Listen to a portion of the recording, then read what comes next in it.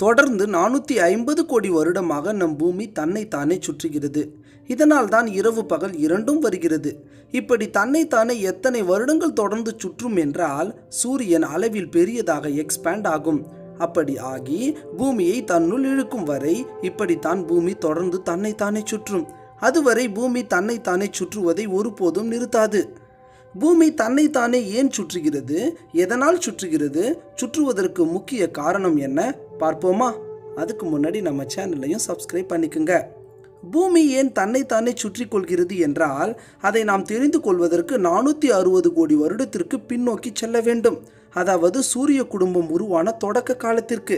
அந்த நேரத்தில் நம் பூமி, சூரியன், மற்ற கோள்கள் எதுவுமே இருக்காது. முற்றிலும் வாயு மற்றும் தூசுக்களால் நிறைந்த இடமாகத்தான் நம் சூரிய குடும்பம் இருந்தது.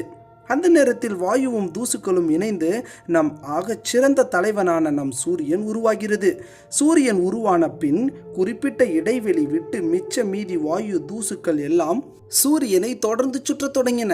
சூரியன் உருவாவதற்கு முன்பே அந்த வாயு மற்றும் தூசுக்களும் தன்னைத்தானே சுற்றி கொண்டேதான் இருந்தது.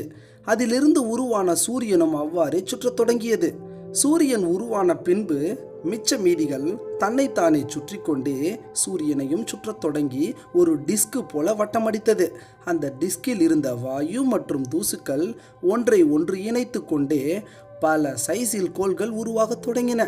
இப்படி உருவாகிய கோள்கள் தொடர்ந்து அவைகளும் தன்னைத்தானே சுற்றி கொண்டே தான் சுற்றும் பாதையில் இருந்து அனைத்து குப்பைகளையும் தன்னுள் இழுத்து கொண்டது.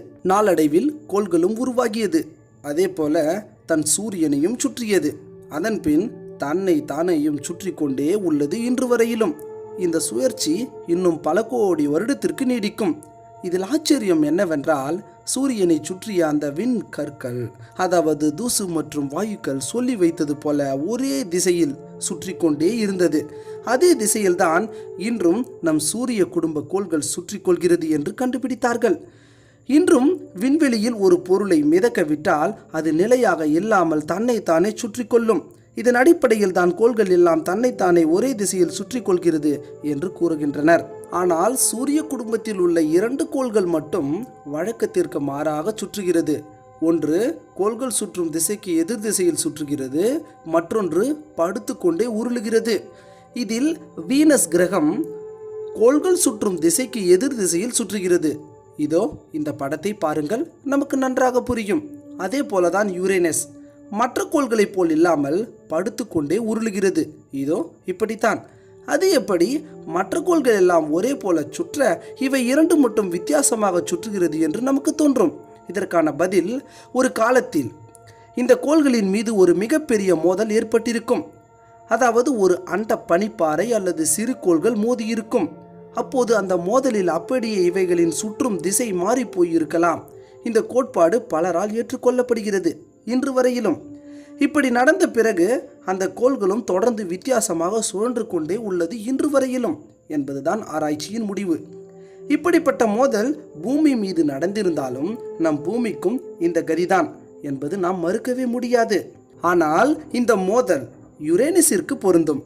வீனஸ் என்று வரும்பொழுது மற்றொரு கோட்பாடு சொல்வது, சூரியனின் ஈர்ப்பு விசையானது வெள்ளியின் அடர்த்தியான மேகத்தோடு இறுக்கமாக பின்னி பிணைந்து அப்படியே வெள்ளியின் மைய பகுதி வரை, கோர் வரை அந்த ஈர்ப்பு விசையானது அப்படியே பிணைந்ததால் வெள்ளியின் சுழற்சியில் மாற்றம் ஏற்பட்டது என்றும் கூறப்படுகிறது.